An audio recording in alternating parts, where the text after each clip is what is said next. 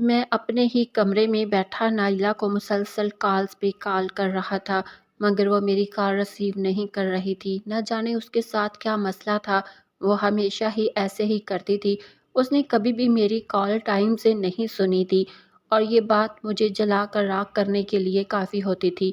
جب میں نے 10ویں مرتبہ کال ملائی تو اس نے کال نہ اٹھائی تو میں نے موبائل بند کر کے ایک طرف رکھ دیا۔ میں نے سوچ لیا تھا کہ اگلے 2-4 روز تک میں اسے کوئی کال یا میسج نہیں کروں گا، اسی طرح اسے سبق ملے گا۔ وہ میری منگیتر تھی، نہ جانے مجھے کیوں اگنور کرتی تھی۔ میں جب بھی اسے کال یا میسج کرتا تھا وہ ہمیشہ مجھے اگنور کر دیتی اور کبھی بھی وقت پر رپلائی نہیں دیتی تھی۔ میں نے موبائل سائڈ پہ رکھا ہوا تھا اور موبائل بند تھا، نہ جانے اس کی کال آ بھی رہی تھی یا نہیں، یہ تو میں نہیں جانتا تھا، لیکن مجھے ضرور پتا تھا کہ وہ جب بھی دیکھے گی تو کال کرے گی۔ میں بھی کمرے میں بیٹھا تھا کہ اچانک سے کمرے کا دروازہ کھلا اور امی اندر آتے دکھائی دی۔ میرے منہ پہ 12 بجے ہوئے تھے۔ میں نے امی کو دیکھ کے بھی اپنا موڈ نارمل نہ کیا۔ کیا ہوا وسیم، تم مجھے کچھ پریشان لگ رہے ہو؟ امی نے آتے ساتھ ہی مجھ سے میری پریشانی کے بارے میں پوچھا تو میں بھی ان کے سامنے پھٹ پڑا، کیونکہ انہی کی فرمائش میں نے نائلہ سے منگنی کی تھی۔ ان کی بھتیجی تھی جو حافظ قرآن بن رہی تھی، اور امی چاہتی تھی کہ میری اس سے شادی ہو، اور اسی لیے ہی میں نے امی کے کہنے پہ آج سے 6 ماہ پہلے اس سے منگنی کر لی تھی۔ امی، آپ کو تو پتہ ہے کہ مجھے پسند نہیں کوئی مجھے اگنور کرے، لیکن آپ کو تو پتہ ہے نائلہ مجھے ہر وقت اگنور کرتی ہے۔ جب بھی میں اسے کال یا میسج کرتا ہوں تو اس چیز کا رپلائی نہیں دیتی۔ آخر وہ چاہتی کیا ہے؟ ایک ہی بار میں آپ اس سے پوچھ لیں کہ مجھے پسند نہیں تو پھر کیوں اس سے منگنی کی ہے؟ مجھے بھی لڑکیوں کی کوئی کمی نہیں۔ آج بھی میں اپنی یونیورسٹی میں یہ اناؤنس کر دوں تاکہ میری منگنی ختم ہو گئی ہے تو لڑکیوں کی لائن لگ جائے گی۔ میں ایک تقریر کرنے لگا تھا۔ امی چپ چاپ سن رہی تھی۔ امی ایسی ہی تھی، وہ میری باتیں بڑے آرام سے سن لیتی تھی اور اس کے بعد جواب دیتی تھی، بس ہو گئی تمہاری بات، ہمیشہ یہی بات کرتے رہنا۔ اچھی بچی ہے، کوئی کام کر رہی ہوگی، اسی لیے ہی تمہاری کال نہیں اٹھا پائی ہوگی، مگر نہیں، تمہیں تو ہر وقت شکایتیں لگانی ہوتی ہے۔ بس کرو شکایتیں لگانا اور جا کے بازار سے دہی لے آؤ، میں نے دہی بھلیاں بنانی ہیں، تمہارے ابا کب سے فرمائش کر رہے ہیں۔ امی نے تو میری بات کو کوئی توجہ ہی نہیں دی تھی۔ مجھے اور بھی زیادہ غصہ آ گیا تھا۔ امی، آپ میری بات سن بھی رہی ہیں یا نہیں؟ میں یہاں پہ ذلیل ہو رہا ہوں اور وہ لڑکی مجھے اگنور کر رہی ہے، اور آپ کہہ رہی ہیں کہ میں دہی لے آؤں؟ میں نے کہا تو امی بھی تھوڑا بہت غصے میں آ گئی اور مجھے ڈانٹنے لگی، کہنے لگی تیری دوستیاں ٹھیک نہیں ہیں، اپنے دوستوں کو چھوڑ دو۔ وہ تو دوستوں کے پیچھے پڑ گئی تھی، جب بھی میں کوئی بات کرتا ہوں مجھے دوستوں کے طعنے دیتی تھی، حالانکہ اس سب میں میرے دوستوں کا کیا قصور تھا؟ یہ تو میرا اپنا ذاتی مسئلہ تھا۔ میں چاہتا تھا میں اپنی منگیتر سے شادی سے پہلے بات چیت کروں، اسے جانوں اور اپنے بارے میں بھی بتاؤں۔ امی ٹھیک ہے، اگر آپ اس کے بارے میں نہیں بات کرنا چاہتی تو پلیز میرے دوستوں کو مت کوسیں، میں خود ہی ماموں جان یا ممانی سے نائلہ کے بارے میں بات کر لوں گا۔ آپ کو پتہ ہے مجھے یہ سب پسند نہیں۔ میں دو ٹوک انداز میں بات کروں گا کہ اگر اس نے مجھ سے بات کرنی ہے، میرے ساتھ رشتہ رکھنا ہے تو ٹھیک، ورنہ میں یہ رشتہ یہیں پہ ختم کر دوں گا۔ میں غصے میں کہتا ہوا باہر نکل گیا۔ امی پیچھے سے آوازیں دے رہی تھی، وہ مجھے ڈانٹ رہی تھی کہ یہ کیا بات کرنے جا رہے ہو تم، آؤ میں تم سے پوچھوں گی، بلکہ میں تمہارے باپ سے تمہاری شکایت لگاؤں گی۔ میں بائک بھی گھر سے نکل کر لے آیا۔ امی کی آواز میرے کان میں گونج رہی تھی۔ مجھے بہت زیادہ غصہ آ رہا تھا، اور پھر میں نے سوچا کہ میں آج اپنے آپ کو کور ریلیکس کرنے کے لیے دوستوں کی پارٹی میں جاؤں گا۔ وہ روز رات کو پارٹی کرتے تھے، مگر ابا کو یہ منظور نہیں تھا اور مجھے نہیں جانے دیتے تھے، کہ میں نے سوچ لیا تھا کہ میں اب کسی کی کوئی بات نہیں سنوں گا اور میں وہاں پہ ضرور جاؤں گا۔ امی کو دہی دینے کے بعد میں اپنے کمرے میں بیٹھ گیا تھا۔ میں 10 منٹ کے اندر ہی دہی لے کر آ گیا تھا، اور اب میں انتظار کر رہا تھا کہ کب امی دہی بھلیاں لے کر آئے گی۔ میں نے سوچا کہ وہ کھا کے ہی میں تیار ہو کے باہر نکل جاؤں گا۔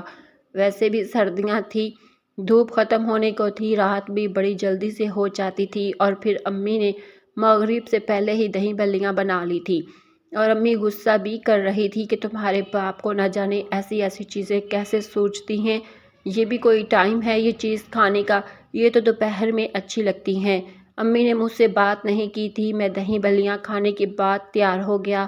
تیار ہونے کے بعد جیسے ہی میں باہر نکلنے لگا تو ابا نے مجھے روک لیا، کیونکہ وہ مجھے دیکھ رہے تھے۔ انہوں نے مجھے اپنی طرف بلایا تو مجھے ان کے پاس جانا ہی پڑا۔ ابا نے کہا تم اس وقت کہاں جا رہے ہو؟ میں نے تمہیں لاکھ مرتبہ منع کیا ہے کہ مغرب کے بعد تم نے کہیں بھی نہیں جانا۔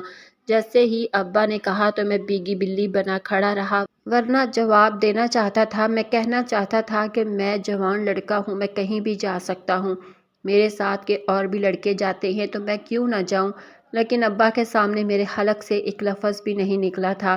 میرا گلا خشک ہو رہا تھا۔ پھر ہمت کر کے میں نے آخرکار ابا سے کہہ دیا کہ ابا میں ایک دوست کی برتھ ڈے پر جا رہا ہوں۔ یہ بات سن کے بھی ابا کو غصہ کرنے لگے کہ جانے جہاں بھی جا رہے ہو، میں نے تم سے کہا ہے نہ کہ تم نے شام میں نہیں جانا تو نہیں جانا۔ ابا کی بات سن کے میں نے ضد لگا لی اور آخرکار میں اپنی بات منوا ہی گیا۔ میں 24 سال کا نوجوان تھا، لیکن پھر بھی اماں ابا مجھ سے ایسے رعب جماتے تھے کہ جیسے میں کوئی چھوٹا بچہ ہوں۔ میں ان کی اکلوتی اولاد تھا۔ وہ مجھ پہ جان بھی چھڑکتے تھے اور وقت آنے پر غصہ بھی کرتے تھے۔ شاید اسی وجہ سے ہی میں آج تک لمٹس میں تھا، ورنہ میرے دوست کیا کیا کر رہے تھے اور اب میں نے بھی سوچ لیا تھا کہ میں بھی وہی سب کروں گا۔ نائلہ تو مجھے منہ نہیں لگاتی تھی، تو مجھے کہیں اور سے ہی اپنی خواہشات پوری کرنی تھی۔ میں اپنے دوست کے بتائے ہوئے پتے پر پہنچ گیا۔ وہ ایک چھوٹا سا کلب تھا، کوئی بہت بڑا نہیں تھا، لیکن اندر لڑکے اور لڑکیوں کا ایک ہجوم لگا ہوا تھا۔ لڑکیاں خوبصورت خوبصورت ڈریسنگ کر کے وہاں پہ آئی ہوئی تھی۔ ہر لڑکی دوسری سے زیادہ حسین تھی۔ اچانک سے میری نظر ایک حسینہ پر پڑی جو نارمل جسامت والی تھی، باقی ساری لڑکیاں تو سوکھی تیلیاں تھیں، مگر اسے دیکھ کر لگ رہا تھا کہ وہ کسی کھاتے پیتے گھرانے سے ہے۔ گوری چٹی رنگت، اس نے لال رنگ کی لپسٹک لگائی ہوئی تھی جس میں وہ قاتل حسینہ لگ رہی تھی۔ میں نے ہاتھ میں جوس کا گلاس پکڑا ہوا تھا۔ یہ کلب جیسا بھی تھا، مگر یہاں پہ منشیات منع تھی، یہاں صرف جوس ہی چلتے تھے۔ جوس کا گلاس میرے ہاتھ میں تھا۔ میں نے جاتے ساتھ ہی اس لڑکی کو جوس کا گلاس تھما دیا تو اس نے بنا جھجک جوس کا گلاس پکڑ لیا۔ میں اس کی آنکھوں میں دیکھے جا رہا تھا۔ اس کی سبز کلر کی آنکھیں مجھے پاگل کرنے کے لیے کافی تھی۔ ہیلو بیوٹیفل، کیا نام ہے تمہارا؟ جب میں نے جھجکتے ہوئے کہا تو اس نے مسکرا کے کہا میرا نام صدف ہے۔ تو مجھ سے پوچھ رہی تھی کہ وہ مجھے یہاں پہ پہلی مرتبہ دیکھ رہی ہے۔ تو میں نے اسے کہا کہ آپ ٹھیک ہی کہہ رہی ہیں، میں یہاں پہ پہلی مرتبہ ہی آیا ہوں۔ میرے دوست تو آتے رہتے ہیں، مگر میں آج پہلی مرتبہ آیا ہوں۔ اور آپ سنائیں، آپ کون ہیں اور کیا آپ یہاں پہ آتی رہتی ہیں؟ میں نے کہا تو وہ ہنستے ہوئے بولی کہ ہم تو آزاد پنچھی ہیں، یہاں دل چاہتا ہے وہاں چلے جاتے ہیں۔ اس کے اندر سے مجھے لگ رہا تھا کہ وہ کافی بولڈ ہے۔ وہیں پہ کھڑے کھڑے ہماری دوستی ہو گئی۔ اس کی وجہ سے ہوا تھا، میں تو ویسے ہی کسی لڑکی کو دوست بنانے کے لیے بے تاب ہو رہا تھا اور شاید اس کو بھی کسی دوست کی ضرورت تھی، اس لیے اس نے جلدی سے میرا دوستی کا پرپوزل ایکسیپٹ کر لیا اور ہنسی خوشی مجھ سے باتیں کرنے لگی۔ ابھی ہم وہیں پہ کھڑے تھے کہ عثمان وہیں پہ آ گیا۔ وہ میرا دوست تھا، اس کی ایک نہیں وہ جانے کتنی لڑکیاں دوست تھی۔ مجھے دیکھ کر مسکرایا اور بولا کہ یہ حسینہ کون ہے، اور پھر صدف کی طرف دیکھ کے بولا کہ ہمارا دوست کسی لڑکی سے بات نہیں کرتا، آپ کی قسمت کھلی ہے کہ یہ آپ سے بات کر رہا ہے۔ صدف ہر بات پہ ہنستی جا رہی تھی، اس کی بات پہ وہ بھی ہنستی جا رہی۔ میں نے اس سے کہا کہ میری نئی دوست صدف ہے۔ میں نے ان دونوں کو آپس میں ملوا دیا۔ تھوڑی دیر بعد عثمان وہاں سے چلا گیا اور ایک مرتبہ پھر سے صدف اور میں اکیلے ہو گئے۔ ہم کھڑے کھڑے تھک چکے تھے، اس لیے قریبی صوفے پر بیٹھ کے وہ میرے ساتھ لگ کے بیٹھی تھی۔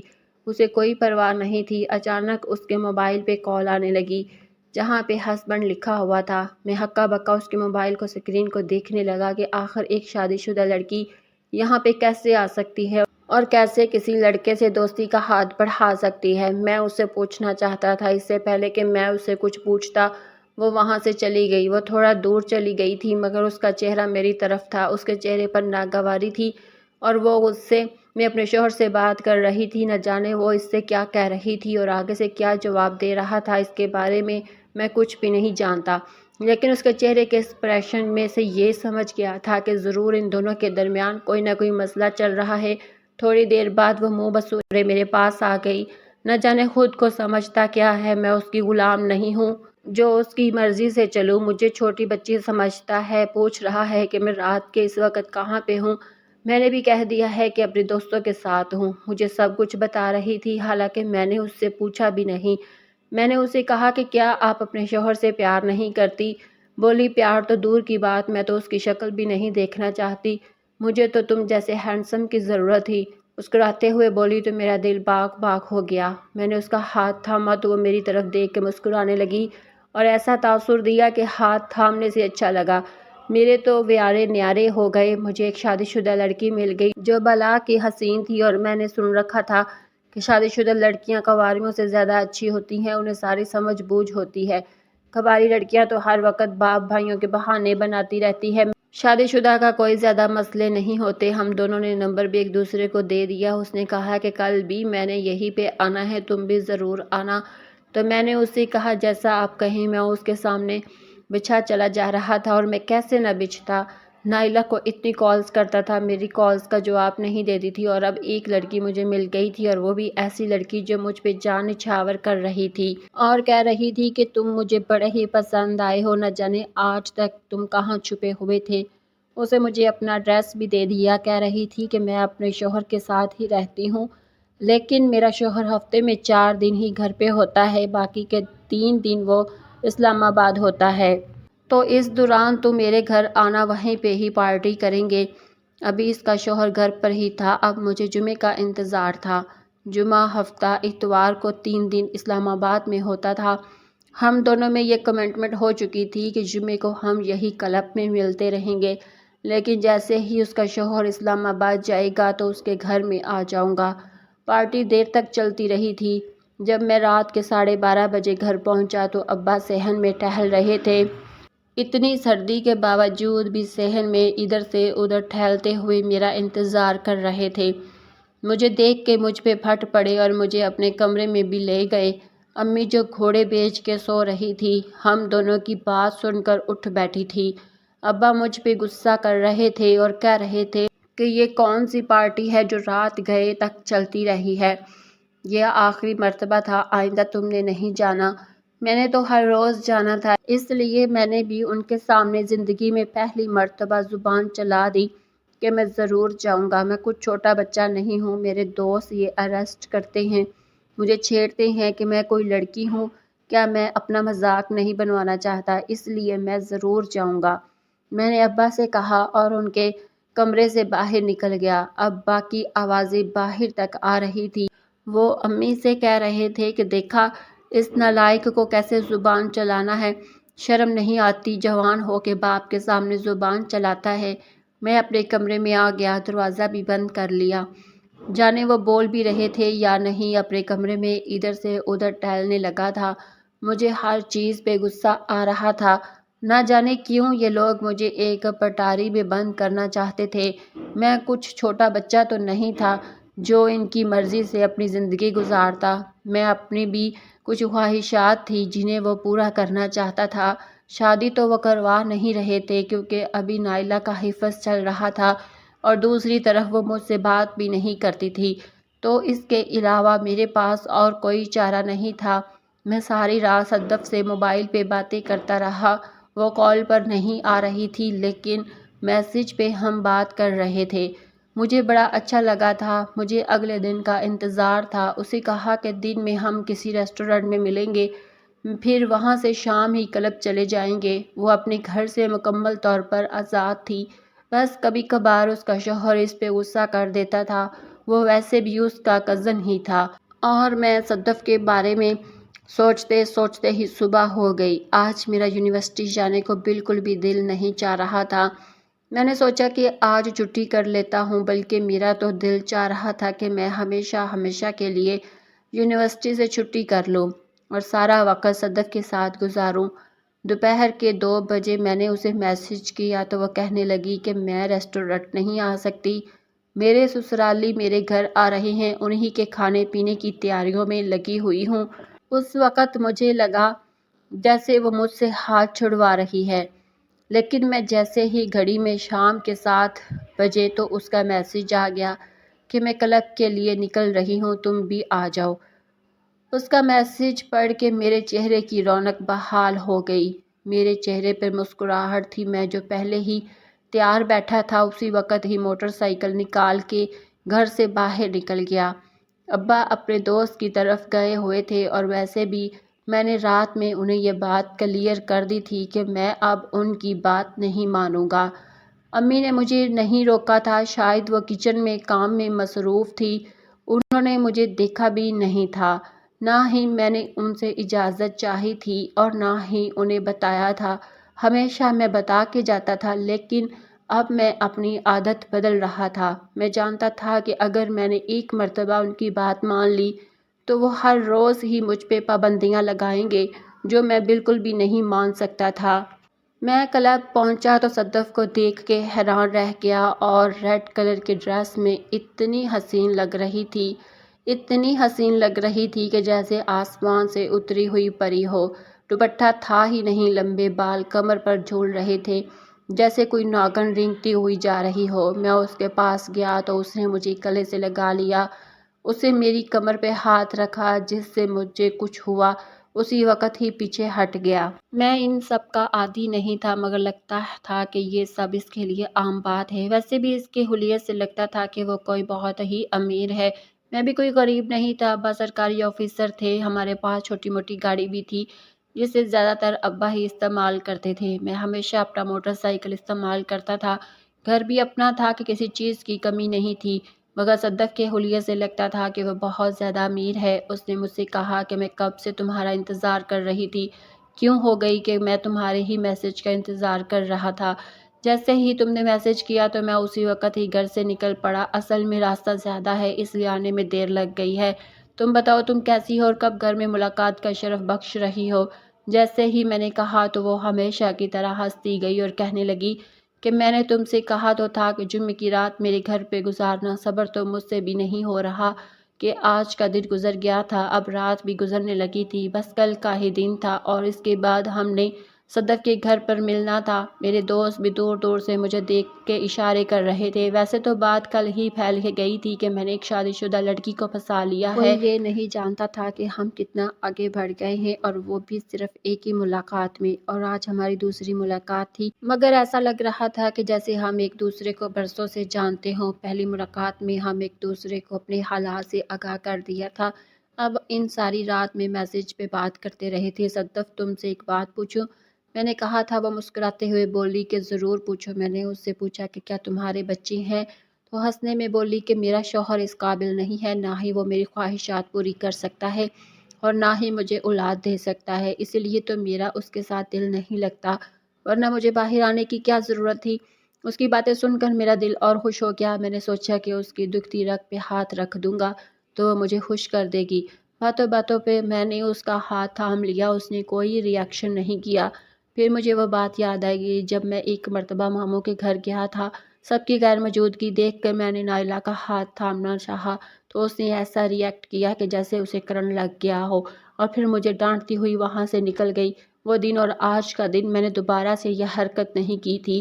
اسے ایک بار بھی سمجھ گیا تھا کہ وہ یہ سب نہیں چاہتی، اور اب جب کہ مجھ سے کال کیے ہوئے تو وہ 3 دن گزر گئے تھے، مگر پھر بھی اس نے خود سے کوئی کال یا میسج نہیں کیا تھا۔ وہ ایسی ہی تھی، اس لیے ہی میرا اس میں دل نہیں لگتا تھا۔ صدف کے ساتھ آج بھی میرا بڑا اچھا ٹائم گزر رہا تھا۔ پھر اگلا دن بھی یوں ہی گزر گیا۔ دوپہر میں ہی نہا دھو کر دھوپ میں بیٹھ گیا۔ میں نے اچھے سے تیاری کی تھی، میں جمعہ پڑھ کر آ چکا تھا۔ امی بھی میرے پاس بیٹھی تھی۔ کیا ہوا وسیم، تمہارے چہرے پر کتنی خوشی؟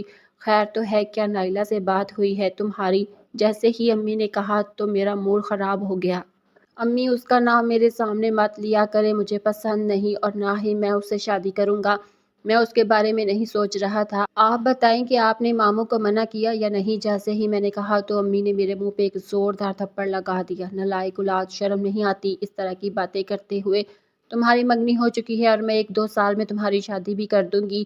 تم رشتہ ختم کرنے کی بات کر رہے ہو، آئندہ اپنے منہ سے یہ بات مت نکالنا، ورنہ اچھا نہیں ہوگا۔ اور نہ ہی میں تمہارے ماموں کو منع کر رہی ہوں اور نہ ہی تمہاری بات مان رہی ہوں۔ اگر تمہیں ضد پہ اڑے رہے تو میں تمہارے باپ سے ضرور بات کروں گی۔ اب تک تو میں نے نہیں کی تھی، میں نے سوچا کہ شاید تم اس وقت غصے میں تھے، اس لیے ایسی بات ہو گئی تھی، لیکن اب مجھے لگتا ہے کہ مجھے اس سے بات کرنی ہوگی۔ امی نے مجھے لاجواب کر دیا تھا، میں آگے سے کچھ بول نہیں پایا تھا۔ میں نے سوچا کہ جب تک یہ سب چلتا ہے چلنے دیتا ہوں، اچھا وقت آئے گا تو اس وقت منع کر دوں گا۔ میں نہیں جانتا تھا کہ آگے میرے ساتھ کیا ہونے والا ہے۔ میں نے امی سے کہا کہ میرے دوست کی طبیعت ٹھیک نہیں ہے، اس کے ابا غریب آدمی ہیں، انہیں گاڑی کی ضرورت ہے اور وہ اسے لاہور لے جانا چاہتے ہیں۔ اس کے گردوں کا مسئلہ ہے، اس لیے وہ مجھ سے کہہ رہے تھے کہ میں بھی ان کے ساتھ چلوں، تو میں شام میں وہیں پہ جا رہا ہوں۔ آپ ابا سے کہہ دیجئے گا میں سوموار کی صبح یا اتوار کی رات کو ہی واپس آ جاؤں گا۔ میں نے امی سے کہا تو امی حیرت زدہ ہو کے میری طرف دیکھنے لگی۔ وسیم، تمہارا دماغ تو ٹھیک ہے، تمہیں پتہ ہے تمہارے ابا کو یہ پسند نہیں کہ تم راتوں کو باہر رہو۔ میں ان سے کچھ نہیں کہوں گی، بس تم خود ہی موبائل پر ان سے بات کر لینا۔ امی، مجھے نہیں پتہ، میں کال نہیں کر رہا، ویسے بھی کسی کو بتانے کا پابند نہیں ہوں۔ چھوٹا بچہ نہیں، میرا دوست میرا مذاق اڑاتے ہیں، آج تک میں نے آپ کی بات مان لی، اب میں نہیں مانوں گا۔ یہ کہتے ہوئے میں وہاں سے اٹھ گیا۔ میں گاڑی میں گھر سے باہر نکل آیا تھا۔ ویسے میں بائک سے بھی جا سکتا تھا، لیکن میں جان بوجھ کے بائک پہ نہیں گیا تھا کیونکہ گاڑی کا ہی میں نے بہانہ بنایا تھا۔ تھوڑی دیر بعد ایک بہت بڑے بنگلے کے باہر کھڑا تھا۔ چوکیدار مجھے اندر نہیں آنے دے رہا تھا۔ میں نے صدف کو کال لگائی تو 10 منٹ کے اندر ہی دروازہ کھل گیا۔ میں گاڑی سمیت اندر آ گیا۔ میری چھوٹی سی گاڑی اس کی بڑی بڑی گاڑیوں کے سامنے بچہ لگ رہی تھی، مگر مجھے کوئی پرواہ نہیں تھی۔ اس نے میری خوبصورتی، میری مردانگی دیکھ کر مجھے اپنایا تھا، اور یہ ساری چیزیں میرے اندر کوٹ کوٹ کے بھری ہوئی تھی۔ دولت اس کے شوہر کے پاس بھی تھی اور اس کا باپ بھی امیر تھا، وہ بہت زیادہ امیر تھی، اس کا بینک بیلنس بہت زیادہ تھا۔ میں اندر گیا تو بالکل تیار کھڑی میرا انتظار کر رہی تھی۔ آج اس نے وائٹ کلر کی جینز اور اوپر پنک کلر کا ٹاپ پہنا ہوا تھا۔ وہ کلب میں تو شلوار سوٹ میں آتی تھی، مگر گھر میں وہ عام سے حلیے میں تھی، اور اس ڈریسنگ میں بھی وہ اچھی لگ رہی تھی۔ اس نے مجھے گلے سے لگا کر میرا ویلکم کیا اور پھر میرا ہاتھ پکڑ کے مجھے اندر لے گئی۔ گھر میں اس کے علاوہ اور کوئی بھی نہیں تھا۔ میں نے پوچھا تو وہ کہنے لگی کہ میں نے ملازمہ کو 3 دن کے لیے چھٹی دے دی ہے، اور چوکیدار کے سامنے بھی ابھی تم تھوڑی دیر بعد چلے جاؤ گے اور اس کے بعد دیوار پھلانگ کر ہی اندر داخل ہوگے۔ یہ بات سن کے میں حیران رہ گیا، سب کیسے ہوگا؟ تو وہ کہنے لگی تم ایسا کرنا کہ تم گاڑی میں میرے گھر سے باہر چلے جاؤ۔ یہ میں تمہیں بتانا پہلے بھول گئی تھی، جب تم دروازے پر آئی تو مجھے اچھا نہیں لگا کہ میں تم سے کہوں کہ تم واپس لوٹ جاؤ۔ تم کھانا وغیرہ کھا کے باہر چلے جانا، پھر گاڑی میرے دوست کے گھر کھڑی کر کے بعد میں دیوار پھیلا کر آ جانا، پھر 3 دن یہیں پہ گزاریں گے۔ چوکیدار کو معلوم نہیں ہوگا کہ گھر میں کوئی ہے بھی یا نہیں، ورنہ وہ میرے شوہر کو بتا دے گا۔ ویسے تو میں نے اس کا منہ بھر رکھا ہے اور زیادہ باتیں نہیں بتاتا، لیکن کبھی کبھار ہو پھسل جاتا ہے، اور میں نہیں چاہتی کہ مجھے کوئی رنگے ہاتھوں پکڑے۔ اس کی ساری بات مجھے سمجھ میں آ گئی تھی۔ صدف، تم فکر نہ کرو، جیسا تم کہو گی ویسا ہی ہوگا، میں نے اسے تسلی دی تھی، اور اس کے بعد ہم دونوں کھانا کھانے لگے۔ اس کی ملازمہ نے بڑا ہی اچھا کھانا بنایا تھا، ایسا کھانا میں نے زندگی میں نہیں کھایا تھا۔ میں تو بڑے بڑے ریسٹورنٹ میں بھی گیا تھا، مگر وہاں پہ بھی مجھے ایسا کھانا نہیں ملا تھا۔ کھانا وغیرہ کھانے کے بعد ہم نے تھوڑی بہت بات کی، اور پھر وہ کہنے لگی کہ اب تم چلے جاؤ، گاڑی کھڑی کر کے آ جانا۔ میں نے اپنی دوست کو کال کر کے کہہ دیا ہے گیٹ کھلا ہوا ہوگا، بس تم نے ان کے گراج میں گاڑی کھڑی کرنی ہے اور پھر واپس آنا ہے۔ اس نے مجھے اپنی دوست کی لوکیشن سینڈ کر دی۔ میں اس کے کہنے پہ گاڑی میں اس کے گھر سے باہر نکل گیا، مجھے جاتے ہوئے دیکھا اور پھر دروازہ بھی بند کر دیا۔ چوکیدار نہیں جانتا تھا کہ ابھی 10 منٹ بعد میں دوبارہ سے واپس آنے والا ہوں۔ صدف نے مجھ سے کہہ دیا تھا کہ وہ پچھلے صحن میں سیڑھی کھڑی کر دے گی اور میں اسی کے ذریعے ہی نیچے اتر آؤں گا۔ پھر میں نے ایسا ہی کیا۔ میں اب دوبارہ سے اس کے گھر پہ آ چکا تھا، مجھے اپنے بیڈ روم میں لے گئی۔ اس کا بیڈ روم دیکھ کے تو میں حیران رہ گیا۔ وہ عالی شان بیڈ روم تھا۔ ایسا بیڈ روم تو میں نے ٹی وی ڈراموں میں بھی نہیں دیکھے تھے۔ وہاں پر اس نے چائے کا انتظام کیا ہوا تھا، جو اس نے خود ہی کیا تھا۔ وہ کہہ رہی تھی کہ مجھے کام کرنے کی عادت نہیں ہے، ملازمہ سارے کام کرتی ہے، لیکن آج میں نے تمہارے لیے چائے بنائی۔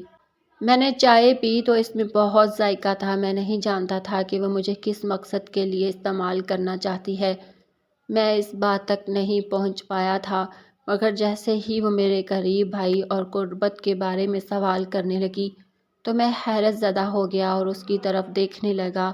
وہ ایک شادی شدہ لڑکی رات کے اندھیرے میں مجھ سے ایسی باتیں کر رہی تھی اور بالکل بھی نہیں گھبرا رہی تھی۔ میں تو مرد تھا جو اس چیز کے لیے ترسا ہوا تھا اور اسے اسی وقت حاصل کر لیا۔ ساری رات ہم باتیں کرتے رہے۔ جب میں صبح اٹھا تو وہ بستر پر موجود نہیں تھی، باتھ روم کا دروازہ بند تھا، شاید وہ باتھ روم کے اندر تھی۔ میں بستر پہ اٹھ کے بیٹھ گیا۔ میں موبائل استعمال کر رہا تھا جہاں پہ ابا کی کال آئی ہوئی تھی۔ میں نے انہیں دوبارہ سے کال نہ کی بلکہ ایک وائس نوٹ سینڈ کر دیا کہ ابا، میرے دوست کی طبیعت بہت خراب ہے، میں آپ سے بعد میں بات کروں گا، اور میرا موبائل بھی ٹھیک نہیں ہے۔ اگر میرا موبائل بند ہو تو آپ سمجھ جائیے گا کہ میرا موبائل خراب ہو گیا ہے۔ میں نے میسج ابا کو کر دیا تھا اور اسی وقت میں نے موبائل بھی بند کر دیا۔ میں جانتا تھا کہ وہ مجھے بار بار کال کریں گے اور میں ڈسٹرب بالکل بھی نہیں ہونا چاہتا تھا۔ میں صدف کے ساتھ زیادہ سے زیادہ ٹائم گزارنا چاہتا تھا اور پھر وقت یوں ہی گزرتا گیا۔ ہم ہر روزانہ کھانا آرڈر کر کے ہی کھاتے تھے۔ اتوار کی رات گزارنے کے بعد میں آدھی رات کو اس کے گھر سے نکل پڑا تھا۔ وہ کہہ رہی تھی کہ اس کا شوہر صبح سویرے آ جائے گا۔ رات کے 2 بجے میں اس کے گھر سے باہر نکلا اور اس کے دوست کے گھر سے گاڑی اٹھا کے اپنے گھر کی طرف روانہ ہو گیا۔ جب میں گھر پہنچا تو گیٹ بند تھا۔ میں نے ابا کو کال کی تو انہوں نے فوراً سے میری کال ریسیو کر لی۔ میں جانتا تھا کہ وہ کال جلدی ریسیو کر لیں گے کیونکہ جیسے ہی کال کی آواز آتی تھی تو ان کی نیند کھل جاتی تھی۔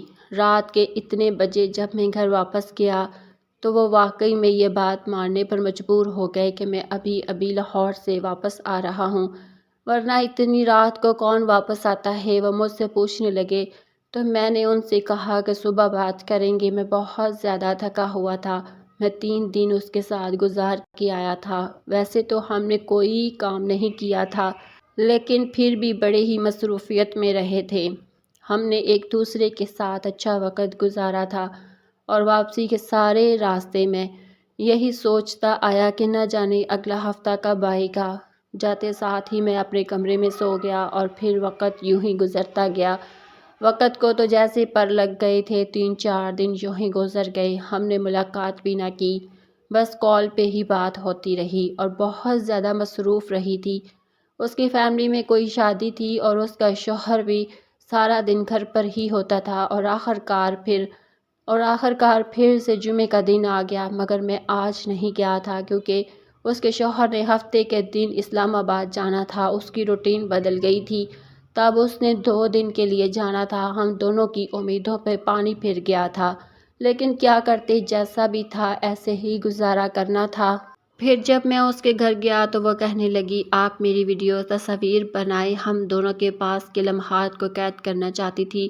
میں نے بنا سوچا کہ آخر میں اس میں کوئی خطرہ بھی ہے یا نہیں، میں نے تصویریں اور ویڈیو بنا لی۔ میں نے اپنے موبائل میں بنائی تھی۔ اس نے کہا تھا کہ بعد میں مجھے بھی سینڈ کر دیجئے۔ کہا اس کے ساتھ 2 راتیں گزارنے کے بعد میں گھر گیا۔ اس بار میں نے اماں ابا سے کہا تھا کہ میں اپنے دوست کے گھر پڑھائی کرنے کے لیے جا رہا ہوں۔ ہمارے پیپر سر پر تھے۔ ابا پڑھائی کے معاملے میں مجھے کبھی نہیں روکتے تھے، لیکن اس بار وہ حیران ضرور ہوئے تھے کہ پہلے تو میں کبھی بھی کہیں پڑھائی کرنے کے لیے نہیں گیا، تو اب کیوں جا رہا ہوں؟ تو میں نے انہیں کہہ دیا کہ پہلے نہیں گیا تو اس کا یہ مطلب نہیں کہ کبھی نہیں کر سکتا۔ اب ان کی نظر میں پڑھائی کر کے واپس آ چکا تھا۔ میں نے غور سے وہ تصویریں دیکھی تو ہم بڑے ہی اچھے لگ رہے تھے اور وہ تصویریں اسے بھی بھیج دی کیونکہ اس نے کہا تھا کہ میں گھر پہنچ کے سب سے پہلا کام یہی کروں۔ ہم دونوں ایک دوسرے کے دیوانے ہو گئے تھے۔ ہمیں ملے ہوئے صرف 15 سے 20 دن ہوئے تھے، مگر دیکھ کے ایسا لگتا تھا جیسے صدیوں کے ساتھ ہی ہوں۔ جیسے جیسے وقت آگے بڑھ رہا تھا ہم ایک دوسرے کے لیے پاگل ہوتے جا رہے تھے، مگر یہ سب صرف 1 مہینے سے ہی چل سکا۔ پھر اس کا شوہر گھر پہ رہنے لگا۔ اب میں راتوں کو اس کے گھر پہ نہیں جا سکتا تھا۔ جو وقت اس کے ساتھ گزارا وہ وہیں پہ تھم گیا۔ اب ہم آگے نہیں بڑھ پا رہے تھے اور اس کی نند بھی اپنے بچوں سمیت دبئی سے یہاں پہ رہنے کے لیے آ گئی تھی۔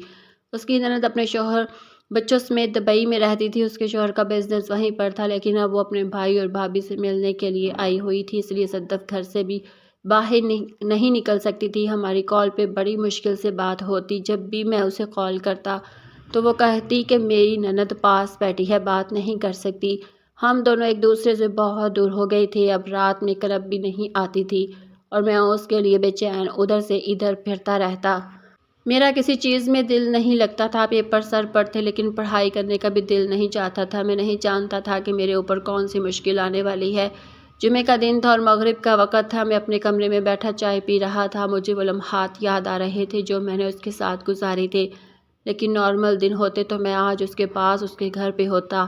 لیکن اب میری قسمت پھوٹ گئی تھی۔ اچانک سے میرے موبائل پہ میسج کی رنگ بجی تو میں نے جلدی موبائل اٹھایا۔ میں نے سوچا کہ شاید صدف کا میسج ہو، میں کچھ کہنا چاہتی ہوگی، لیکن وہاں پہ علی کا نام جگمگا رہا تھا، وہ میرا دوست تھا۔ میں نے واٹس ایپ کھولا تو کوئی ویڈیوز آئی ہوئی تھی۔ جیسے ہی میں نے وہ ویڈیو دیکھی تو میرے طوطے اڑ گئے۔ وہ ویڈیوز یوٹیوب سے لیا گیا تھا اور اس میں کوئی اور نہیں، میں اور صدف ہی تھے، اور ہمارے وہ لمحات جو ہم نے صدف کے بیڈ روم میں گزارے تھے۔ ویڈیو دیکھ کر میرا خون کھولنے لگا۔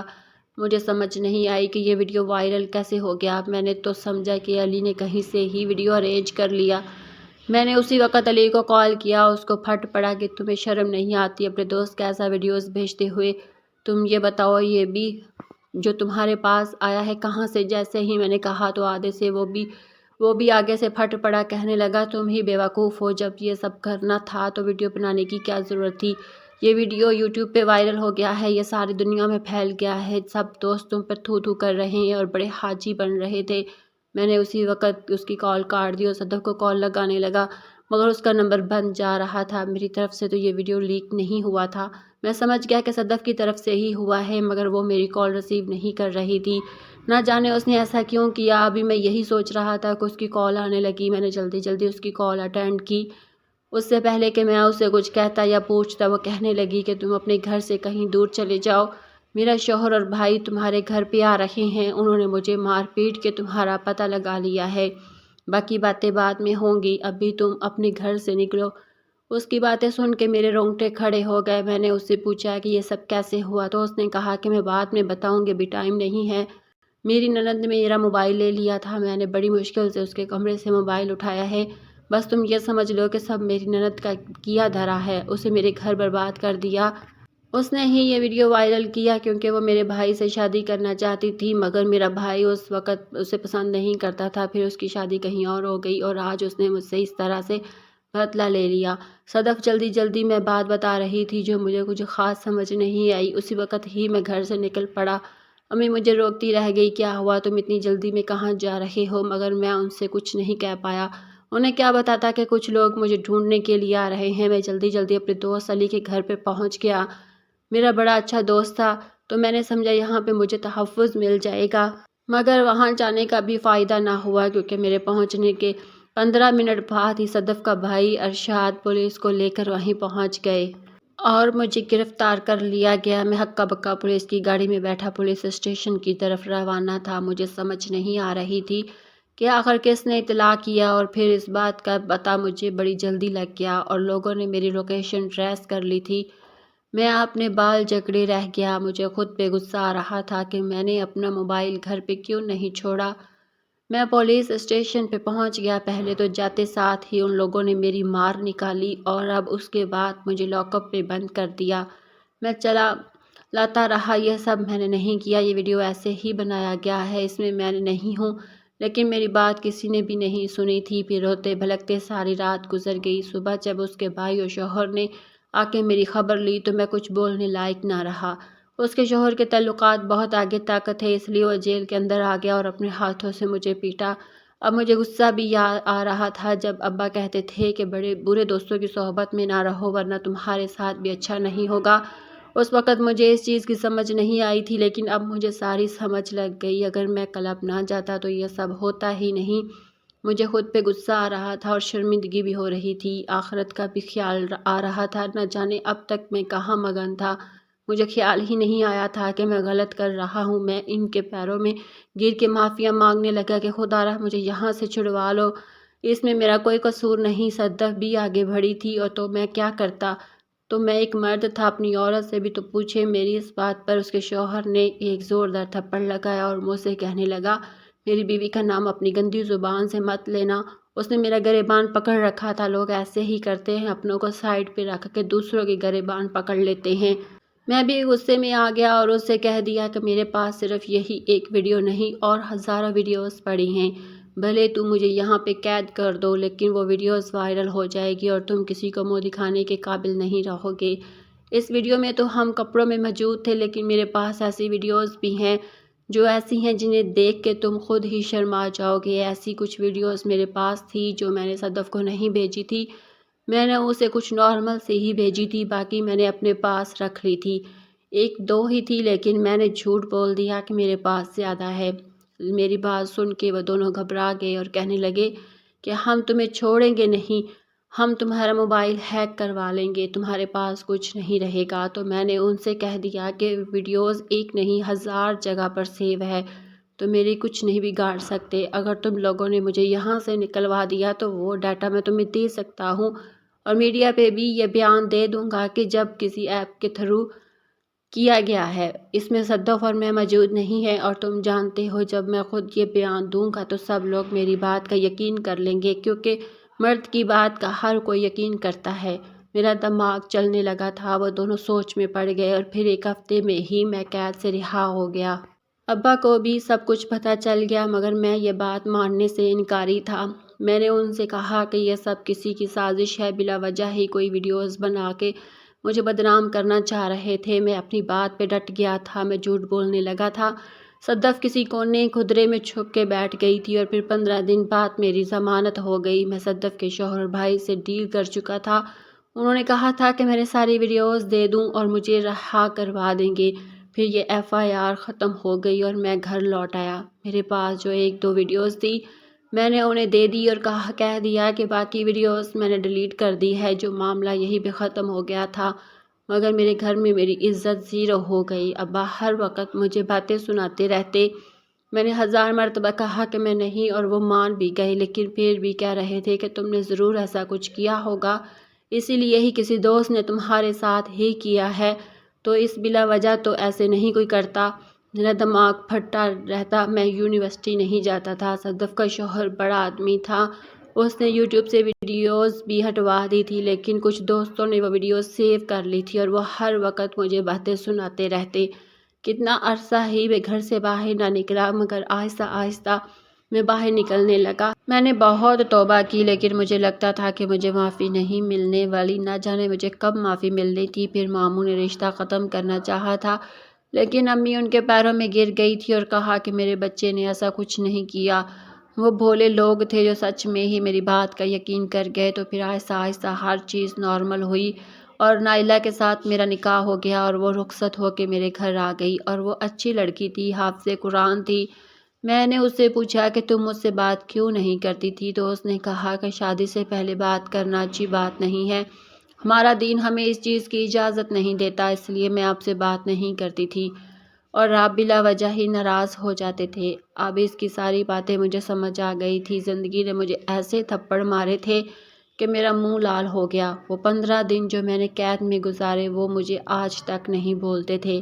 حالانکہ اس واقعہ کو کتنا عرصہ ہو گیا، میں نے دوبارہ سے صدف کا چہرہ بھی نہیں دیکھا تھا۔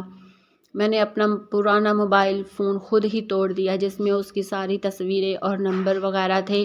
میں نے نیا موبائل لے لیا اور اپنی زندگی نئے سرے سے شروع کی، اور جب کہ ہماری زندگی بہت آگے بڑھ گئی، میرے 2 بیٹے بھی ہیں۔ ابا اس دنیا سے چلے گئے تو اس وقت مجھے ابا کی باتیں یاد آتی ہیں۔ والدین کبھی جھوٹ نہیں بولتے، اور جو بھی کہتے ہیں وہ سچ ہوتا ہے۔ انسان جو صحبت میں رہتا ہے ویسا ہی بنتا ہے۔ ایسے ہی تو نہیں کہتے کہ تم خم تاثیر صحبت کا اثر، مجھ پر ہی صحبت کا اثر ہو گیا اور میں غلط کاموں میں پڑ گیا، لیکن نہ جانے کیسے اللہ تعالیٰ کو مجھ پر ترس آیا اور مجھے سب سے دور کر لیا، ورنہ میں نے تو ہزاروں لوگوں کے بارے میں سن رکھا تھا کہ قید کاٹنے کے بعد بھی یہ سب کرتے رہتے ہیں، اس چیز کی لت لگ جاتی ہے، لیکن میں بچ گیا، اور میں جتنا بھی شکر ادا کروں اتنا ہی کم ہے۔